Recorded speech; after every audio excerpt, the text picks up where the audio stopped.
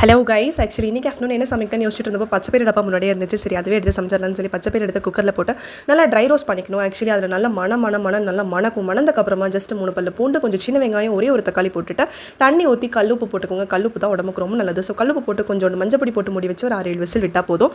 Actually இதுக்கு வந்து நீங்கள் ரொம்ப நேரம் ஊற வைக்கணும் அப்படிலாம் எந்த ப்ராசஸும் இல்லை. ஜஸ்ட் நீங்கள் குக்கரில் வேக வைக்கிறதுனா இது சிம்பிள் ப்ராசஸ், இப்படியே பண்ணிக்கலாம். இது கூட பச்சை மிளகா ஆட் பண்ணிக்கலாம். நான் பச்சை மிளகா ஆட் பண்ணல, பிகாஸ் பாப்பாக்கு 1 year தான் ஆச்சு. ஸோ பச்சை மிளகாவோட கொடுத்தா சரியாகாதுன்னு சொல்லிட்டு நான் பச்சை மிளகா போடல. தாளிப்புக்கு மட்டும் வரமிளகு போட்டுப்பேன். உங்களுக்கு தனியாக பச்சை பயிர் எடுத்து வச்சுட்டு நான் இந்த ப்ராசஸ் பண்ணிப்பேன். ஸோ உங்களுக்கு தேவையான மாதிரி நீங்கள் பண்ணிக்கலாம். ஸோ இதுக்கு பொரியல் என்ன பண்ணலாம்னு சொல்லிட்டு உருளைக்கிழங்கு எடுத்து இந்த மாதிரி கட் பண்ணி வச்சு ஜஸ்ட் இதில் வந்துட்டு ஒன்றுமே இல்லைங்க, வெறும் எண்ணெய் ஊற்றி கடுகு கருவேப்பிலை போட்டுட்டு உருளைக்கிழங்கையும் போட்டுட்டு லைட்டாக மஞ்சள் பொடி, மிளகா பொடி, உப்பு போட்டுட்டு நல்லா தண்ணி ஊற்றி கொஞ்சம் மிக்ஸ் பண்ணிவிட்டு அப்படியே அதில் மூடி வச்சுட்டோன்னா அது நல்லா வெந்தக்கப்புறமா ஆயில் அப்படியே மேலால் அப்படியே இதே மாதிரி லைட்டாக விட்டு எடுத்திங்கன்னா சூப்பராக வரும். ஸோ இதுதான் இன்னையோட லஞ்ச். நான் ப்ராசஸ் கம்ப்ளீட் பண்ணிட்டேன். ஸோ உங்களுக்கு ஏதாவது லஞ்ச் ஐடியாஸ் இருந்துச்சு அப்படின்னா கமெண்ட்டில் சொல்லுங்கள், ட்ரை பண்ணுறேன். பை.